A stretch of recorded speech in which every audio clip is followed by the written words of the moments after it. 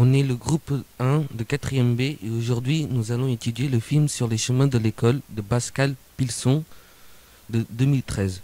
Ce film raconte l'histoire de 4 enfants de 4 différents pays et nous avons choisi Samuel comme personnage pour notre étude de cas. Samuel vit dans le golfe de Bengale en Inde. C'est un enfant âgé de 13 ans. Handicapé, il se déplace en fauteuil roulant. Il doit mettre 4 km pour aller à l'école.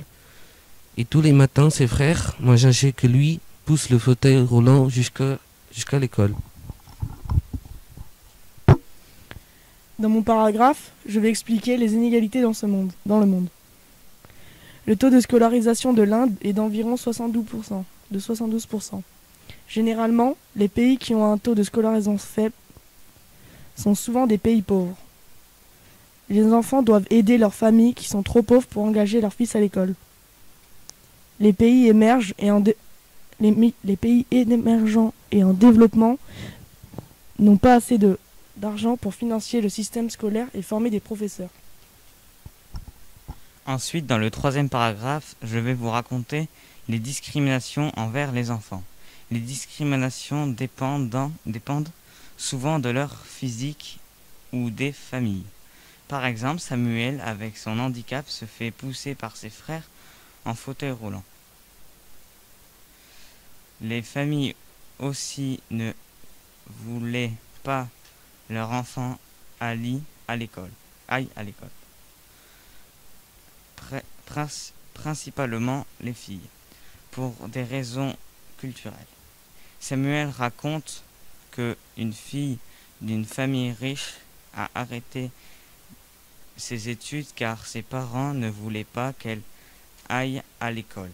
Même la pauvreté joue un rôle dans la discrimination face à l'éducation.